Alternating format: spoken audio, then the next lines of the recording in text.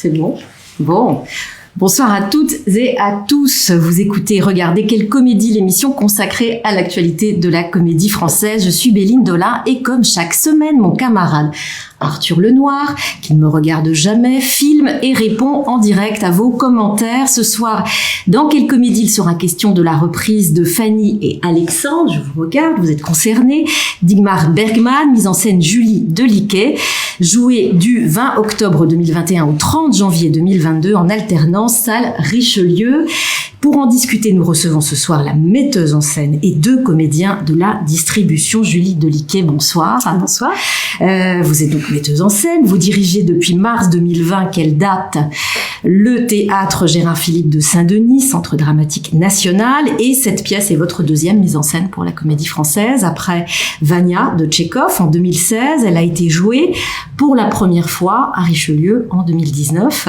Merci de nous rejoindre ici, Place Colette, ce soir, au lendemain, je crois, de la dernière de votre pièce. 8 heures ne font pas un jour de Fassbinder au théâtre Gérard Philippe. Donc, Rebecca Marder. Oui, bonsoir. Bonsoir. Vous êtes pensionnaire de la comédie française depuis 2015. Oui. Vous jouez Fanny. Oui. La sœur d'Alexandre. C'est ça. La fille d'Oscar, jouée par Denis Podalides, et d'Émilie, jouée par Elsa Lepoivre. Et vous serez, à compter du 13 novembre, en alternance, Anya, dans La Cerisette de Tchekhov. Pas du tout. Je suis la seule à jouer Anya. Je serai pas en alternance. Non, mais vous serez en alternance avec Fanny Alexandre. Avec Fanny Alexandre. Ah oui, j'aime beaucoup cette notion d'alternance. J'y fais référence. Ah non, vous êtes la seule à jouer Anya. Mais en même temps, voilà. Je déjà pour quelque chose. Mais non, comment ça, qui joue Anya? Non, alors vous jouez Anya dans La Cerisette de Tchekhov, mise en scène Clément Hervieux-Léger, et vous jouerez sur une période donnée, voilà, d'autres jours, vous jouerez Fanny et Alexandre, et vous jouerez Fanny. Jean Chevalier, c'est à vous. Bonsoir. Bonsoir. Alors, vous êtes également pensionnaire, vous êtes rentré dans la troupe en 2018. Jean Chevalier, vous jouez Alexandre, frère de Fanny. C'est ça. Fils d'Oscar et d'Émilie, et vous serez, vous également, en alternance, mais c'est vous qui jouez votre rôle dans Sans famille, d'après Hector Malo, mise en scène Léna Brabant au théâtre du Vieux Colombier. Voilà pour les présentations. Première question pour vous, Julie Deliquet, parce que vous êtes l'invitée, donc nous sommes polis. Fanny et Alexandre est donc votre 2e mise en scène à la Comédie Française. Vous êtes, je sais, une femme de troupe. En tout cas, vous aimez bien l'expérience du collectif. En 2009, vous avez créé In Vitro, un collectif dont, je crois, certains membres ont d'ailleurs collaboré à vos projets avec le Français. Quel type de collectif est la troupe de la Comédie Française? C'est un collectif à part. Ouais, c'est un collectif à part, et à la fois c'était une expérience pour moi qui avait ma propre troupe et qui a quand même fait le constat que j'encourageais tous mes acteurs à travailler avec d'autres troupes, d'autres metteurs en scène, et que finalement la seule qui le faisait pas, c'était moi. Et en même temps, j'avais pas constitué une autre troupe pour faire cette expérience, donc venir dans une troupe permanente, c'est ça la grosse différence, c'est la permanence, le côté historique, le rapport aux acteurs, à la société, de la comédie française, j'entends. C'est-à-dire, c'est un rapport... j'allais dire compliqué. Il y a une hiérarchie entre le fait qu'il y ait les pensionnaires, les sociétaires. Il y a une façon de faire qui est propre à la comédie française et qui n'a rien à voir avec les troupes, les compagnies et les collectifs liés à l'intermittence. Enfin, c'est quand même différent, et la permanence, encore une fois, décale la chose, mais permet, nous, d'être invités. Vous, c'est-à-dire en tant que metteur en scène, on vient à la troupe. Voilà, alors que normalement, en tant que metteur en scène, on constitue la troupe. Donc c'est vraiment ça qui est différent, qui me permettait de mener une expérience tout en ayant toujours le lien à ma propre troupe. Et cette histoire de Fanny Alexandre raconte aussi un peu tout ça. Donc, de théâtre, en tout cas. La troupe, puisqu'on invite encore une 3e troupe, qui est celle de la fiction, qui est la troupe des Egdal, qui est une troupe de théâtre dans un théâtre permanent. Donc évidemment que moi j'ai répondu à cette 2e invitation pour mener cette expérience-là de l'idée même du collectif et de la troupe à travers l'histoire de Bergman. Alors du fait de ce principe, l'un des principes fondateurs de la comédie française, la fameuse alternance, les acteurs sont sur plusieurs projets en même temps, 2, parfois plus, et donc vous disposez d'un temps calibré de travail avec eux. Est-ce que ça a une une incidence sur votre façon de travailler à vous? Est-ce que ça a une incidence sur le projet? Je parle de Fanny Alexandre, mais je peux parler du Tchekhov que vous avez fait en 2016. C'était plus particulier sur Fanny Alexandre parce que on était à Richelieu. Tchekhov, c'était dans quelle salle? C'était au Vieux Colombier, et puis j'ai répété presque sur le même temps que la pièce, c'est-à-dire le temps d'un été, et c'était en fin de saison, et on a fait l'ouverture de saison. Donc on était quasiment dans des conditions classiques. Et on avait des répétitions le soir, des générales le soir. Là, c'est pas du tout la même chose quand on arrive à Richelieu. La première fois qu'on est dans les conditions du spectacle, c'est devant des spectateurs. Donc ça, c'était une grande première. Parce qu'on ne dispose pas de la scène pour répéter. Non, ça joue tous les soirs. On dispose de la scène l'après-midi, mais pas dans les conditions du soir. Et après, il y avait l'alternance, il y avait aussi la présence de 19 acteurs. Mais moi, j'aime travailler sous contrainte, et j'aime le fait que le réel puisse rentrer en communication avec la fiction. Donc, tout le processus des répétitions est le processus du spectacle. Donc, à partir du moment où je devais constituer 2 équipes, parce que l'histoire raconte l'histoire d'une troupe de théâtre, et puis après, on quitte la troupe pour commencer une nouvelle histoire, j'ai utilisé cette contrainte de l'alternance, des absences qui pouvaient arriver lors des répétitions, pour en faire une expérience même, et que les groupes travaillent un peu dans l'ombre de l'autre groupe. Donc, ce qui est sûr, c'est que les conditions qui me sont données en répétition vont donner l'identité du spectacle, puisque je ne travaille que sur cette mise en abîme de ce qu'on est en train de vivre et de ce que les personnages, du coup, vont émerger, vont naître de cette expérience-là. Rebecca Marder, Jean Chevalier, l'expérience de travail avec Julie Deliquet, elle est singulière, forcément. De toute façon, elle l'est toujours, à chaque fois, à chaque nouveau metteur en scène. Vous pouvez la décrire? Celle-là, spécifiquement? Moi, je pense que...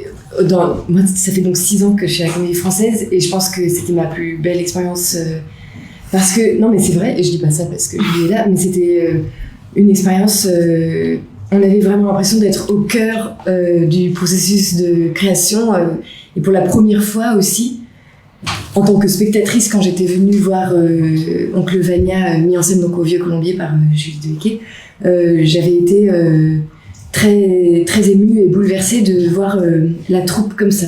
Et donc là, le fait qu'on soit 18, comme 19, ça, 19, comment y a, justement, j'avais l'impression que Julie, presque comme une sorcière, je sais pas, elle a une qualité pour cerner les gens, elle cerne les gens dans leur humanité, et quand on va au théâtre, de toute façon, face à un corps, en tant que spectateur, je parle, on voit, je trouve que ça chante, enfin, je veux dire, l'humanité des acteurs transparaît toujours. Il y a une forme de réalité avec Julie, parce qu'elle a un processus de travail qui est assez unique, et en ça c'était une de mes plus grandes expériences et les plus enrichissantes, parce que sur les 8 semaines de répétition qu'on a passées ensemble autour de Bergman et tout ça, on a travaillé à une espèce de mise en abîme justement de la troupe, parce qu'ici, la Comédie Française, nous, les acteurs de la troupe, on appelle ça la maison. On dit, moi je suis dans la maison de 18h à 20h aujourd'hui, là, et dans la pièce Fanny Alexandre, la maison finalement a été... La famille dort dans leur théâtre, et dorment dans leur théâtre. Je fais des phrases qui ont... non, ça va très bien, c'est parfait. Mais bref, il y a comment... C'est une mise en abîme. Il y a un effet de mise en abîme, parce que ça parle de la troupe, de la famille, de la maison, le théâtre. Et en fait, Julie nous a fait travailler avec une méthode de travail qui est vraiment bien à elle, quoi, et assez unique, qui était beaucoup d'improvisation, toujours très très cadrée. Et pendant les répétitions, les répétitions, ouais. Et on a eu une chronologie du spectacle, je dirais, genre à 3 jours de la première, parce que en fait, tout le long des répétitions, on improvisait, on avait bien sûr un cadre d'improvisation, le texte de Bergman devait toujours réapparaître, et c'est parce qu'on était très cadré que on a été aussi très libre, et j'ai connu cette liberté-là, et reconnu la liberté que j'avais pu voir dans Vania, et donc de connaître la troupe un peu mieux, et de voir la troupe à son meilleur, au meilleur d'elle-même. J'ai trouvé que c'était en ça un spectacle de troupe assez incroyable, et que Julie avait eu le talent de, j'aime pas trop ce mot, mais de fédérer aussi le groupe et tout ça, et à faire mais transpirer chez chacun ça part d'humanité, ouais. Ça part d'humanité, et aussi des acteurs au sein de la troupe, parce qu'elle s'est servie aussi de ce travail d'improvisation et de c'était ce miroir qui était la famille Egdal et la troupe de la Comédie Française. Donc, ouais, Jean, c'était un peu une explosion. Je suis très proche de Rebecca dans ce qu'elle raconte. J'aime bien en fait. Ce qui est agréable en fait avec le travail de Julie, c'est que on est obligé, dans un sens, le soir, de venir comme ça. Ouais, très tendu dans le faisant. Et il y a une différence entre venir au plateau en faisant ça et venir en faisant ça. Et on a un calvin, on sait où on va, on sait comment on doit aller d'un point A à un point B, mais il y a toujours une forme de curiosité de l'autre sur le plateau qui donne beaucoup de liberté. Moi, je veux pas être très original, mais quand j'ai vu Oncle Vania aussi, je l'ai jamais dit. Mais je suis sorti en disant 10 fois la même phrase à mes copains du conservatoire. C'est ça que je veux faire, c'est ça que je veux faire. Et c'est pas rien parce que c'est rare qu'on aille voir des spectacles qui te donnent l'opportunité de penser ça et de te dire ça donne du sens. Et il y a une forme de travail sur la véracité de l'être humain dans sa drôlerie et dans son drame qui m'intéressait vachement et qui est trop bien parce que j'ai trop aimé travailler avec Julie. Julie Deliquet, quand il parle de ces explorations et de ces séances d'improvisation et que finalement le plan est dévoilé 3 jours avant la première, vous, dans votre esprit, il est dévoilé 3 jours avant la première ou vous avez quand même une vision dès le départ de ce qui va se passer et vous alors je m'interdis aucune vision dès le départ. J'ai beaucoup travaillé pour que ce vertige soit excitant et pas inhibant. C'est-à-dire que j'ai une matière. Ne vous inhibe pas. Alors la peur, elle sera là tout le temps parce qu'en fait, on cherche quelque chose qui fait peur, puisque à chaque séance de travail, on cherchait une forme éphémère, unique, qu'on remet en question le lendemain. Et ce qui fait peur, c'est aussi pour ce qu'on jouera. Exactement. Ce qui fait peur, c'est quoi? C'est de ne pas savoir si on va la trouver, c'est de se dire qu'il y a quand même une échéance. Non, c'est que c'est une tentative qu'on mène collectivement et la tentative, elle a son lot de réussite qui des fois d'ailleurs laisse pas forcément de traces dans la création. Puis des fois il y a des gros ratages dans lesquels on va finalement construire. Des choses. C'est cette tentative, à partir du moment où elle est collective, elle demande beaucoup de travail pour un passage qui est précieux, qui est unique chaque jour, auquel on prend du soin, mais qu'on sait que ça n'est absolument pas quelque chose qu'on va refaire tel quel. Donc c'est une matière presque invisible qu'on cherche et une mémoire collective. C'est de se dire en fait, l'expérience des répétitions, c'est l'expérience d'une généalogie qu'on aura menée qui fait que s'ils avaient été, l'un d'entre eux aurait été autre, le spectacle aurait été autre avec lui ou elle. Et que ça, j'en fais un point d'honneur et que si on l'avait fait 1 mois avant, ça n'aurait pas été le même spectacle. 3 jours après, non plus. Tant qu'on peut chercher, c'est pour ça que mes 3 jours, je joue avec le feu, mais c'est que je me dis, tant que le 20e invité n'arrive pas, c'est-à-dire le spectateur, qui est juste un invité de plus avec lequel on va jouer, tout est encore complètement possible. Et je pousse ce curseur-là, mais pour que ça puisse perdurer en représentation. Et ce que dit Jean, c'est-à-dire c'est via l'autre que la forme va s'écrire. Donc on sait où on va, mais on ne sait pas vraiment comment. Et dans ce dispositif-là, qui est effectivement incertain et fragile, etc., la structure, c'est le texte. Parce qu'il y a oui, mais on va pas la... Moi, j'arrive avec une adaptation qui a été très travaillée, là, que j'ai fait avec Florence Evos et Julie André. Donc c'est là où je dis qu'il y a un gros travail, mais puisque elle est là, je l'ai pas abordée directement. Je la mets en pièces. Et je veux la dépossession, de me dire que le spectacle, d'abord, moi je crois beaucoup à l'acteur, donc avant tout c'est eux les metteurs en scène de la représentation. Donc en fait il faut que je me sente dépossédée, tout en existant évidemment, en étant le point d'origine et la meneuse du projet, mais qu'à un moment donné le projet devienne plus le nôtre que le mien. Et à quel moment vous vous sentez dépossédé? À quel moment vous là, on l'espace sur Fanny Alexandre? Mais je le cherche tout le temps. J'arrive avec une structure que j'ai travaillée. De toute façon, je l'ai travaillée pendant 4 heures le matin.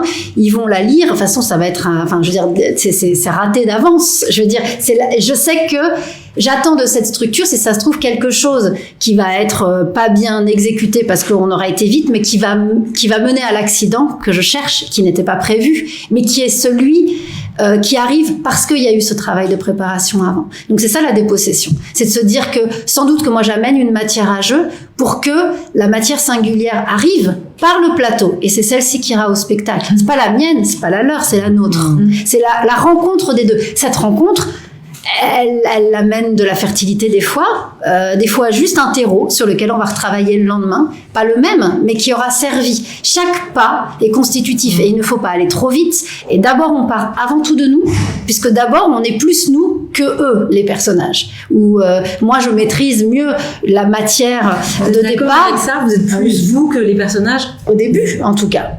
Mais oui, en fait, Julie, je crois que c'était au premier jour de répétition, nous a toujours dit qu'on est à la fois Fanny Alexandre Ekdal et Jean Chevalier Rebecca Marder. On est à la fois on était en 2019, 2018, on est en 2019 et on est au 20e. Oui, on est 1907. Et donc, oui, il fallait toujours pouvoir être entre deux siècles, quoi. Et puis, il y a aussi... parce que vous parliez de fragilité, mais on n'était pas du tout fragilisés, puisque ces structures qui étaient archi travaillées chaque jour faisaient que, en effet, ça nous ouvrait des possibles, quoi. Par exemple, un jour, Julie Deliquet et Julie André, l'assistante de Julie, nous ont dit à Jean et moi, demain, Fanny et Alexandre, donc Jean et Rebecca, doivent préparer un spectacle pour les adultes, parce qu'on est des enfants, mais on est des adolescents en fait. Et donc, si vous pouviez préparer pour demain une scène comme un spectacle que vous feriez à Noël pour la famille, tout ça.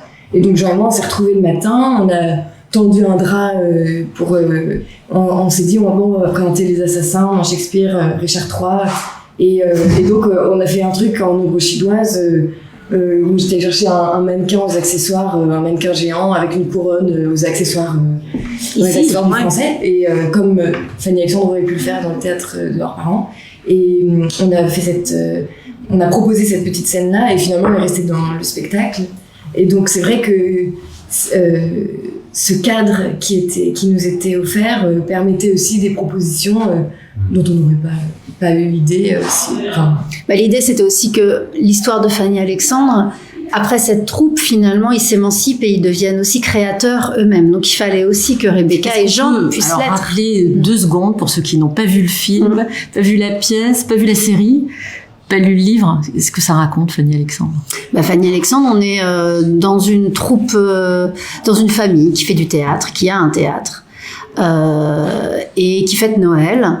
Et on va suivre comme ça une tranche de vie heureuse avec des personnages hauts en couleur, parce que c'est une famille, mais ce sont des acteurs. Et en parallèle, on va suivre aussi des répétitions du prochain spectacle de la famille, qui est Hamlet, de Shakespeare, dans lequel le drame va arriver, puisqu'en répétant le spectre, lui-même va mourir et devenir un fantôme pour la suite de l'histoire. L'épouse, qui était actrice, décide de quitter le théâtre et de commencer une nouvelle vie en épousant un homme, un évêque. Et elle quitte du coup le théâtre pour s'installer à l'évêché avec sa fille Fanny et son fils Alexandre. Et là, l'horreur va commencer, puisque cet être est terrible et va mener la vie dure particulièrement à ce pauvre Alexandre.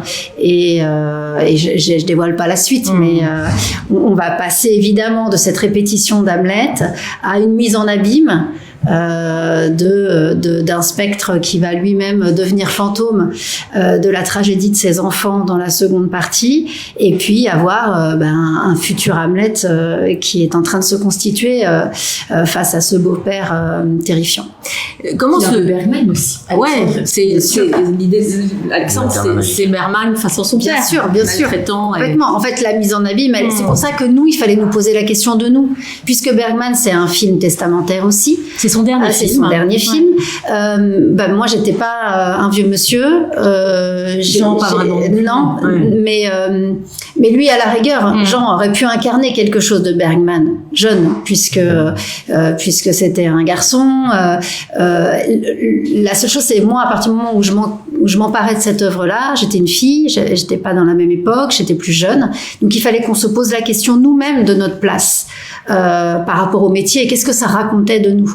Donc, j'allais pas avoir la même vision de Fanny Alexandre que celle de Bergman. C'était une revisite par le théâtre et presque c'est tous les spectateurs de Richelieu qui sommes aussi à un moment donné Alexandre qui va regarder par le trou de la serrure cette comédie française. Et à l'époque, Rebecca et Jean étaient les derniers arrivés. Donc, je veux dire, c'était aussi les enfants de la troupe dans les pensionnaires. C'était ça qui était amusant aussi, c'est que vous-même, c'était la première fois que vous étiez quand même en répétition avec autant de monde. Non, mais je veux dire, avec autant de monde, avec Denis qui jouait votre Podalides, votre père, Elsa Le Poivre, Dominique Blanc qui jouait la grand-mère. Enfin, je veux dire, il y avait toute cette chose-là où, de toute façon, ça racontait déjà quelque chose. Et ça, je pouvais pas le laisser passer. Donc, c'est là où, au début, on a une porosité avec le réel pour qu'au final, comme dans l'œuvre, la fiction gagne. Comment ce texte arrive sur votre bureau ? Il n'arrive pas sur mon bureau. Déjà, j'ai pas de bureau. Non, en fait, j'ai accepté de revenir pour mener une nouvelle expérience. La première fois, c'était rencontrer la troupe avec Vania, donc une autre troupe que la mienne, et peut-être m'affirmer aussi en tant que metteur en scène à un moment donné où j'ai eu du mal avec ce dénominatif. Oui, j'ai entendu. Alors, sur une émission sur France Culture, vous dites à un moment donné, finalement, le fait d'arriver à la Comédie Française, alors c'était plus pour Vania, la contrainte peut avoir des choses très positives, à poser finalement des mots sur quelque chose de très instinctif. Exactement. Ça, c'était la première expérience. Et puis à dire, tiens, finalement, j'ai pas grandi avec ces acteurs-là artistiquement, donc je vais devoir transmettre aussi pour me faire comprendre.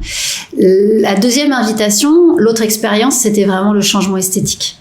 C'était me confronter à un théâtre à l'italienne, me confronter vraiment à la problématique d'une scénographie qui allait être en alternance, avec des codes qui étaient pas les miens, que j'avais pas connus encore dans ma carrière. Et du coup, il fallait que je trouve un projet qui puisse jouer avec ce décor en soi, qui était Richelieu, et qui pouvait quand même aller dans cette thématique un peu classique, qui m'inspirait aussi de ces fauteuils rouges, les rideaux, etc. Et de ne pas avoir un projet classique pour autant, parce qu'autrement je m'étais dit que moi, je m'y retrouverais pas en tant que créatrice. Et est venue l'idée de Fanny Alexandre en me disant tiens, Bergman est pas au répertoire. Quand même, c'est un homme qui n'a cessé d'être un homme de théâtre aussi. Oui, Bergman a commencé sa carrière directeur de théâtre. Et puis il disait qu'il aurait pu arrêter de faire du cinéma, il aurait jamais pu arrêter de faire du théâtre. Donc c'était une œuvre qui était connue du grand public, mais à la fois tout le monde dit je connais Fanny Alexandre, mais il y en a plein qui disent mais finalement je l'ai pas vue. Donc c'était connu sans être référencé. Ça permettait quand même d'avoir une originalité puisqu'il allait rentrer au répertoire. Il y avait une déclinaison de cette œuvre-là puisque c'était d'abord un roman qui est devenu une série télé, qui est devenu un long métrage. Donc je trouvais que le fait qu'il continue à être décliné, c'était pas non plus absurde. Et puis ça me permettait... Au répertoire, pardon, c'est votre adaptation, c'est pas le texte de Bergman. Non, c'est le roman. C'est le roman. Non, parce que l'adaptation, moi, je la fais bouger beaucoup avec les acteurs. Donc de toute façon, il fallait qu'on acte d'abord. Voilà. C'est-à-dire c'est ça, bouger. Ça veut dire que même après la première, le texte continue à bouger. Les gens ne verront jamais le même spectacle d'un soir sur l'autre. Oui, et puis c'est vrai que si on avait dû rajouter des choses, même à la deuxième, la troisième, enfin on a cessé de ne faire ça pendant les répétitions. Donc le faire en représentation, c'est possible. Et ça, c'est pas vertigineux, Jean. Mais c'est ça qui est vertigineux, c'est le fait j'ai l'impression que ce qui intéresse Julie dans son travail, c'est la manière dont nous, en tant qu'acteurs, on peut devenir spectateurs de ce que l'acteur propose, en fait. Et le vertige, il est là aussi, il est dans le fait de chercher cette écoute. Moi, ce que j'aime bien quand je vais voir du théâtre ou quand je vois des films, c'est que je me pose la question de est-ce qu'il joue ou il joue pas, mais il y a quelque chose qui se passe et mon corps s'approche pour comprendre ce qui est en train de se passer. Et quand on tente d'avoir cette écoute, on se rate parfois. Et le vertige, il est à l'endroit de qu'est-ce que je vais faire de l'accident, je n'ai pas réussi à avoir cette écoute. Est-ce que je vais réussir à reprendre mon truc et en faire quelque chose d'intéressant? Moi, c'était à cet endroit-là que le vertige était. Il était dans le fait de plonger et de pas savoir dans quelle marge j'arrivais en bas. Voilà. Mais après, comme dit Rebecca, ils sont protégés par le groupe. Quand même. C'est-à-dire qu'ils sont ensemble. À quel moment on n'a pas peur, jeunes comédiens, vous venez d'arriver. Et puis c'est ludique. Ouais. C'est hyper enfin logiquement, c'est que même les structures c'est pour jouer. C'est logiquement quand je présente mon truc, c'est qu'ils doivent dire on a envie d'y aller. Si c'est juste si ça fait peur ou si c'est difficile ou compliqué, ça n'a aucun intérêt. Je pourrais pas le faire tous les jours. Et on sait qu'on a une exigence collective parce que le spectacle il repose là-dessus, mais par contre c'est jouissif aussi de voir qu'on est portés les uns par les autres, qu'il n'y a pas de... Comment dire ? Justement, ce qui est assez beau, c'est que avec 19 comédiens, comédiennes, 19 égaux sur scène, il n'y a pas de... Comment ? Il n'y a pas un soir où quelqu'un va s'ajouter tout d'un coup une partition qui partirait en 20 minutes d'improvisation. Enfin, il n'y a pas de béquilles polluantes, il n'y a pas de petits mots. On a aussi des instructions. On se tricote pas, on ne va pas inventer des gestes qu'on n'aurait pas travaillé ensemble. Il n'y a pas de mots ajoutés qui fassent trop moderne ou quoi. Donc on a quand même une rigueur et une structure qui nous assure un déroulé du spectacle qui tient un peu de la transe aussi, parce qu'on est tellement dedans et comme des gens à l'écoute et tendus au présent, qu'en fait c'est des heures qui passent un peu comme les moments de répétition dans un espèce de Ça veut dire que c'est un état de concentration plus intense que sur d'autres pièces? Oui, bien sûr. Ah ouais. Presque musical.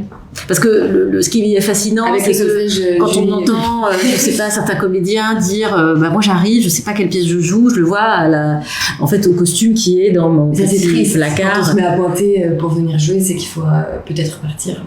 Non mais c'est parce qu'il faut quand même garder l'urgence toujours, je pense. Là, on est dans une urgence particulière. Là, on a chaque soir, ils sont très interdépendants les uns des autres. Donc, s'ils sont pas là, il se passera quelque chose de beaucoup plus classique que tout ce qu'on a cherché jusqu'alors. Et du coup, ça, on n'y prend pas de plaisir. Enfin, et vous, c'est pas du tout ce que vous recherchez. De toute façon, c'est que vous n'arrivez pas ici pour ça. Non, et je suis tout autant au travail qu'eux. C'est-à-dire que quand Jean dit comme ça, moi, je regarde le spectacle comme ça et je suis l'expérience qu'ils sont en train de mener sur un trajet qu'on connaît évidemment, une globalité, une dramaturgie collective qu'on maîtrise tous, mais quand même qu'on prend le risque de ne pas vraiment savoir comment elle va se créer et par où ça va partir. Et moi, j'assiste à une composition du collectif, qui est une équipe, qui est en train de s'organiser de manière anarchique, mais qui s'organise. Et je vois cette chose-là. Et je vois comment l'accident va être récupéré, comment il va créer jeu, comment un moment de vertige va créer un moment d'organisation ou inversement. Et tant que, c'est pour ça que j'aime bien voir le spectacle et qu'ils sachent que je suis là, c'est pas de la surveillance, je suis la garante que ça travaille. Mais c'est ce travail-là qui fait qu'on joue. Parce qu'on joue pour convoquer de la fiction, mais ils agissent sur elle. Ils la convoquent, ils la provoquent, ils la font sortir de terre. S'il n'y a pas ce travail-là, ça veut dire que c'est elle qui nous dirige. Donc là, on n'est pas bon. Quand vous dites la deuxième expérience à la Comédie Française, c'était aussi pour éprouver mon travail et votre créativité face à ce décorum, cette salle Richelieu, et vous avez réalisé les décors avec Eric Ruff. Enfin, Eric Ruff a réalisé les décors, heureux et malheureux selon les actes, et vous avez eu à votre disposition tout un écosystème auquel vous n'aviez pas accès jusqu'à présent, c'est-à-dire les métiers, les coiffeurs, les costumes, les décors à Sarcelles. Est-ce que ça change aussi le projet? Ou est-ce que c'est non, parce que j'ai fait que de la mise en abîme. Je n'ai récupéré que des décors des autres spectacles qui avaient joué, qui allaient raconter quelque chose du décor qu'au bout d'un moment on allait construire avec Eric. Donc en fait, j'ai fait de cette nouvelle expérience une expérience à mon échelle, c'est-à-dire qu'il n'y a pas un objet de Fanny Alexandre qui va se retrouver prisonnier dans la deuxième partie à l'évêché, qui ne raconte pas quelque chose d'un spectacle du passé et de la troupe de la Comédie Française. C'est là où j'attends la déposition. Aller piocher des objets qui avaient une histoire déjà. C'est ça. Roméo et Juliette, il y a une poupée qui a servi dans Les Trois Sœurs. Oui, tout le décor de Cyrano sur les toiles de fond, les chaises des Trois Sœurs. En fait, les souvenirs des acteurs. Exactement, les lampions du Goldoni. Enfin, c'est comment cette mémoire de théâtre, de maison, elle allait tout d'un coup être enfermée et servir d'écrin pour une fiction terrible. Mais en fait, c'est déjà une mise en abîme d'objets qui, s'ils se sont fait enfermer, ils n'avaient rien demandé à être à l'évêché, mais ils avaient déjà une histoire avant et on va leur rendre leur liberté après. Donc c'est évidemment que je n'ai pas pensé décor. de manière distanciée par rapport au travail que je fais d'habitude. Et c'était important de le co-signer avec Eric, puisque lui-même était le garant de cette histoire-là. Et d'aller chercher... Et lui, il a compris ce que ah oui. On a vraiment fait le décor en même temps qu'on faisait l'adaptation. On a tout fait pousser ensemble.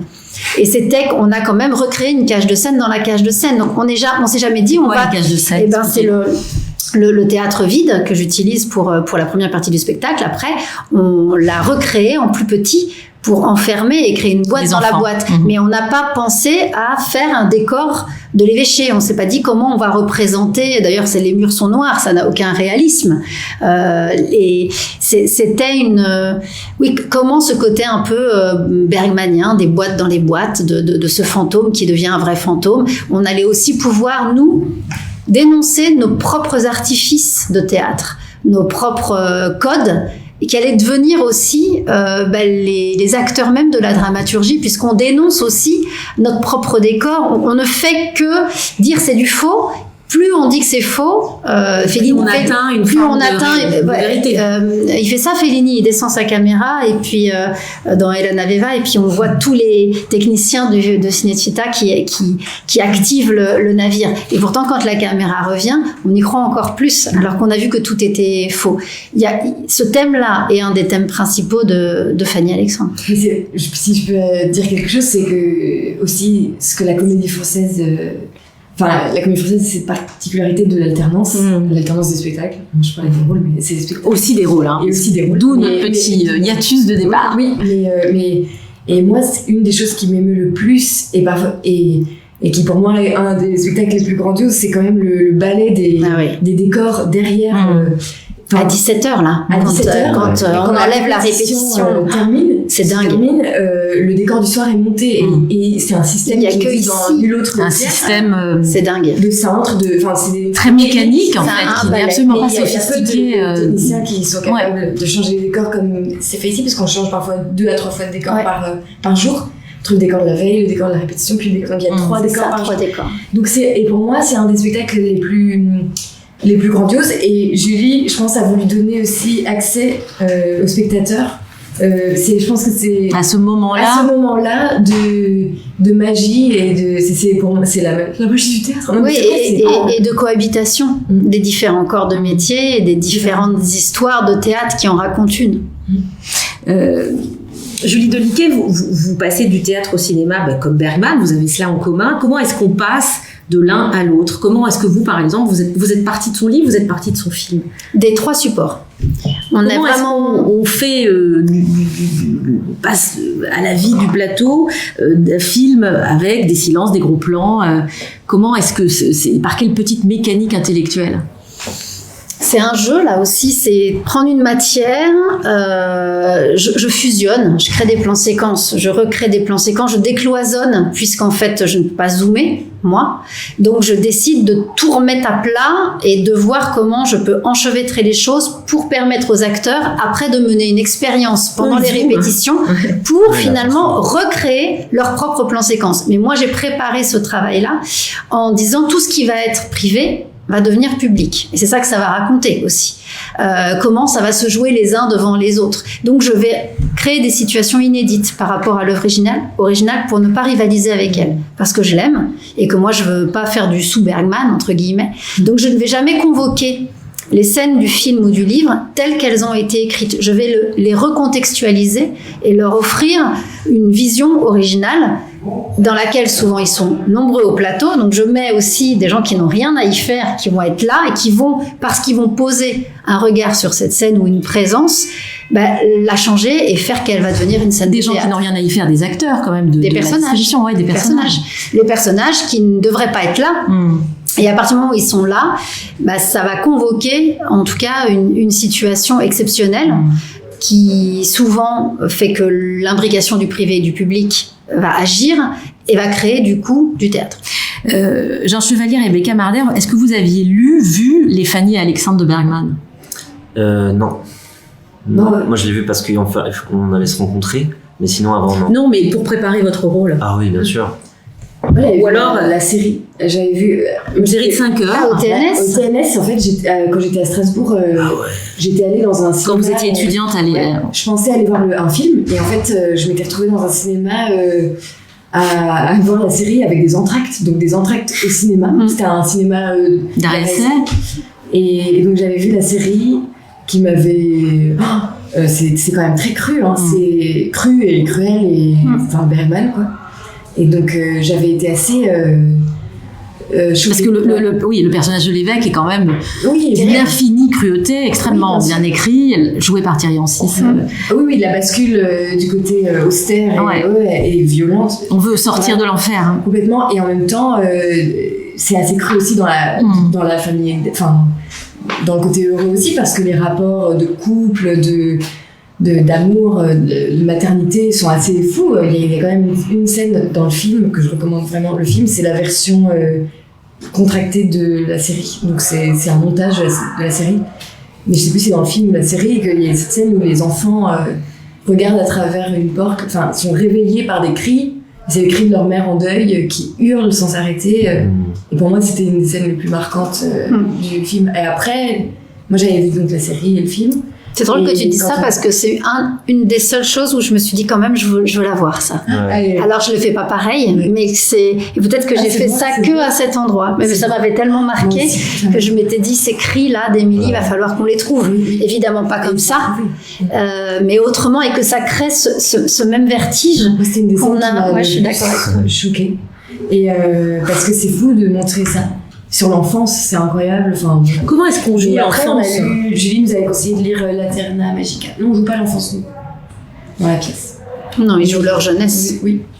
Mais Laterna Magica, qu'on a lu après Jean et moi pour travailler avec Julie, moi je m'étais imaginé que... Parce que c'est assez autobiographique, c'est Bergman qui raconte ça. Et il y a beaucoup de choses... du personnage d'Alexandre, des mensonges, qui s'invente une vie, de travailler dans un cirque, tout ça. Je crois que c'est assez inspiré de sa vie. Et il a eu une enfance enfant battu, très austère aussi. Et je me suis dit que peut-être que Bergman avait inventé le personnage de Fanny pour avoir une compagnonne. Quelqu'un, quoi, parce que ça devait être trop dur. Alors je l'ai terrible. C'est que Fanny, et dans le film et dans la pièce, elle est assez silencieuse, elle est toujours là, mais elle le regarde. Je me suis dit peut-être qu'il s'est inventé quelqu'un pour le soutenir. Je sais. Genre, vous êtes rentré dans la vie de Bergman? Vous êtes coltiné à Bergman ou vous avez attendu vous êtes laissé guider finalement dans ce chemin expérimental proposé par Julie Toliquet? J'ai vraiment étudié au début, en tout cas avec le roman, la série. J'ai vraiment Laterna Magica. J'ai vraiment étudié ce que j'avais envie de comprendre de ce qu'il écrivait. En tout cas, surtout sur le roman, ça m'a beaucoup passionné, le roman, particulièrement. Le roman Fanny Alexandre. Ouais, parce qu'il y a plein de détails et tout qui sont vraiment intéressants. Et mais après, comme disait Julie sur comment nous on allait le raconter dans notre histoire à la Comédie Française, je me suis vraiment j'ai tout lu, j'ai bien regardé, puis après j'ai plus du tout pensé, j'ai plus pensé à Bergman. J'ai pensé à Bergman à des moments quand on commençait à créer les spectacles, à me dire comment raconter cet appétit de raconter des histoires. Mais après c'était vraiment comment je vais jouer avec Rebecca, comment je vais jouer. J'ai plus pensé à Bergman. Alors, après vous avez tourné au cinéma, Rebecca, vous avez répété d'autres rôles sur le plateau, vous jouez d'autres rôles. Il y a eu également cette étrange période de confinement successif, qui sépare, tout ça sépare en fait la création de la pièce et sa reprise prochaine. Vous retrouvez vos personnages tels que vous les avez laissés, ou vous en êtes tout avec vos personnages? Je sais ça. Vous avez travaillé, elle me voit travailler, elle doit se dire oh là là, c'est plus du tout ce que c'était. Non, ils sont vieux. Non, mais il y a des choses qui ont infusé, il s'est passé tellement de choses. C'est vrai que donc ça fait 2 ans et demi, presque 3 ans qu'on a. On s'éloigne un peu du temps des répétitions et de ce travail de recherche qui est un peu notre fil rouge à tous, parce qu'on a. Là, on est presque tous les mêmes. Il y a 3 reprises de rôle, mais sinon c'est exactement quasiment la même. Et en fait, moi, c'est un très vif dans ma mémoire parce que, comme je disais, c'est si ce n'est la plus belle expérience que j'ai vécue aussi. Donc, il y a le plaisir de revenir, de se retrouver, et ça nous a fait un peu cette sensation-là, le premier jour de répétition, de revoir Julie puis de retrouver la troupe. On était tous en en costume et les premiers costumes de la pièce sont des costumes d'un spectacle de Noël. Donc on est tous là. Moi j'ai une couronne en étoile avec une robe de princesse comme on n'en porte plus maintenant, des trucs. Et donc on était tous là en costume. J'avais l'impression de revenir à la famille. Quoi. Tout d'un coup j'étais...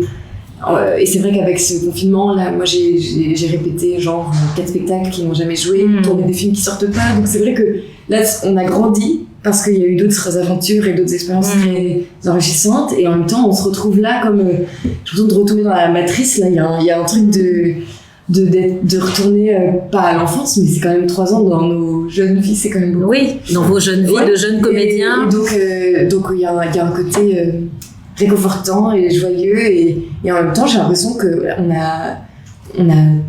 on a répété là pour la reprise 1 semaine et tout est revenu, le corps imprime un point qui m'impressionne. Et je me suis même demandé, on retrouve tellement le moindre geste, les sensations. Attends, mais Jean, il mettait pas la chaise dans cet angle-là, du moindre détail. Je me dis, mais c'est fou à quel point Fanny Alexandre a influé sur nos vies. Je me suis dit, si c'est imprimé dans nos corps comme ça, est-ce qu'on l'a imprimé quelque part à ce point pour qu'on ait grandi avec ça aussi. Donc on est heureux de le retrouver. Moi, je suis heureuse de le retrouver.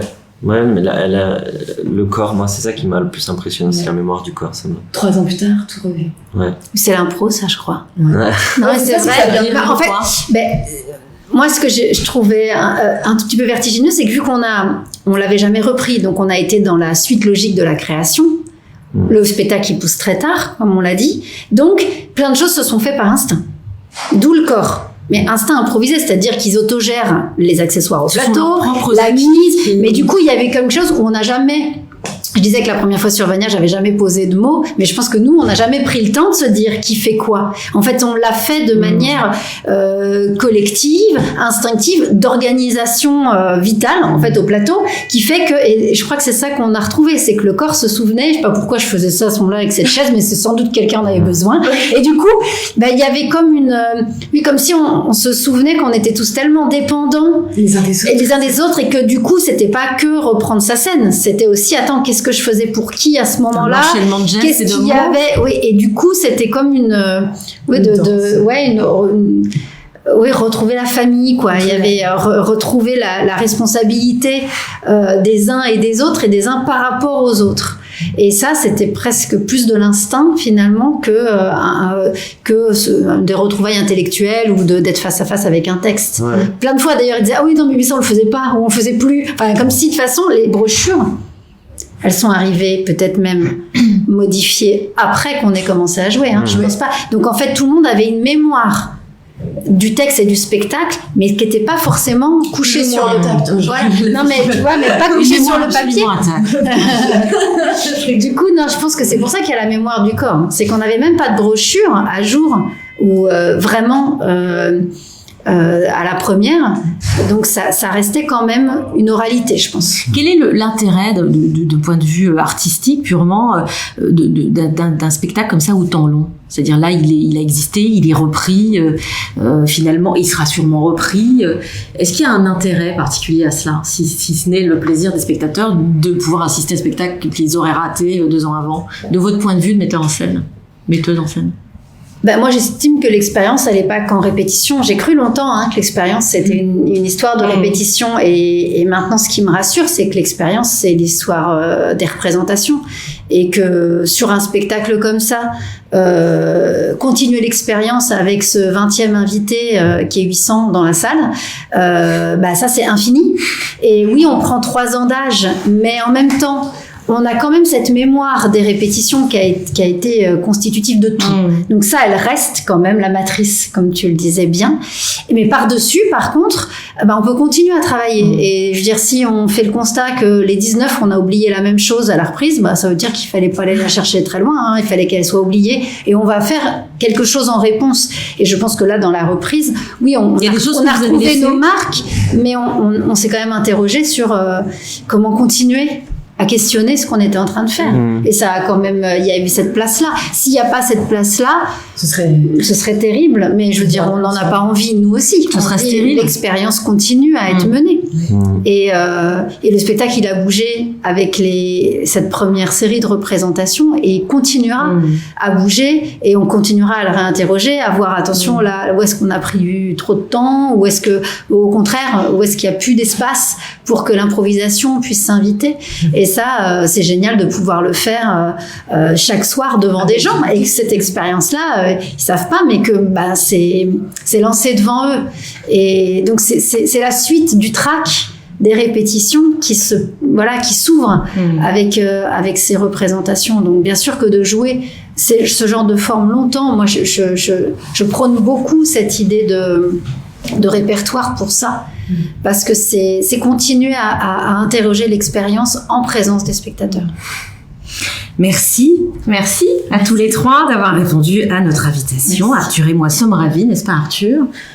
Merci à vous qui nous regardez, nous écoutez. Je rappelle que vous pouvez à nouveau regarder ou écouter cette émission sur YouTube et en podcast sur SoundCloud.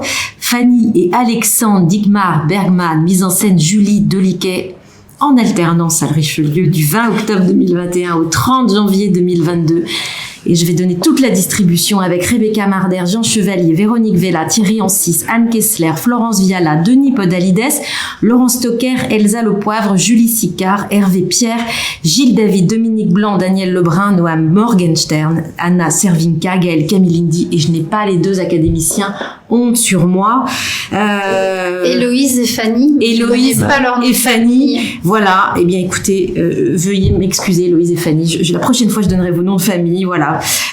Question Arthur, est-ce qu'on lance un extrait de la pièce ou pas du tout? Alors, restez, puisque nous allons vous proposer un extrait de la pièce captée en 2019. Donc, rien à voir avec ce qui va se passer bientôt sur scène. Ceci sera à voir. Bonne soirée et à la semaine prochaine. La semaine prochaine, ce sera ma camarade Judith Chen. Il m'a assuré que j'allais le sauver. Je dois partir. Tu viens à peine d'arriver. J'ai peur qu'il soit arrivé quelque chose pendant mon absence. Je vis dans l'angoisse perpétuelle qu'Alexandre le provoque. Il est fou de jalousie, mais il voit pas que la jalousie est réciproque. J'ai essayé de le mettre en garde, mais il se rend pas compte que son beau-père est un adversaire qui n'attend que le moment propice pour l'écraser. Tu dois le quitter, Émilie.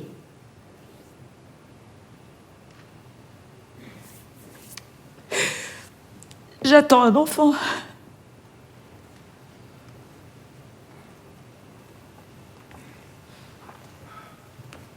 Tu dois le quitter quand même. Je lui ai demandé de divorcer, il refuse. Alors je lui dis que je le quitterai quand même, alors il sort le code et il m'explique minutieusement ce qui va se passer au cours d'un procès que je perdrai, puisque j'aurai, comme on dit, quitté le domicile conjugal.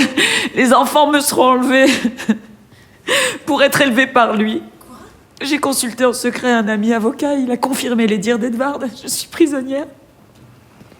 Je peux plus respirer. Je suis en train de mourir, je hais cet homme au point que je souhaite. Tu as vu ta belle famille?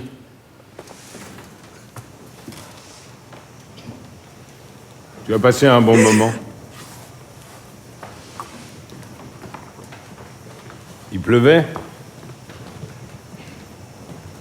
Ici, il a plu, il a fait de l'orage toute la journée. Et un peu d'eau ne fait pas de mal, au moins pour les paysans. On va embrasser ta maman. Viens là, chérie, viens me voir. Alexandre et moi, nous avons eu cet après-midi une petite confrontation. L'histoire habituelle, il a de la peine à distinguer l'imaginaire et la réalité, Alexandre, mais nous avons mis tout ça au clair. T'es complètement détraqué. Il a le dos en sang. Ça fait mal 2 ou 3 jours, mais c'est une douleur saine. Désormais, ce jeune homme réfléchira avant de se lancer dans de nouveaux mensonges ou de nouveaux fantasmes, si tu préfères les... L'humiliation. Dieu nous fait courber la tête sous la punition. Ça peut paraître humiliant, mais c'est nécessaire.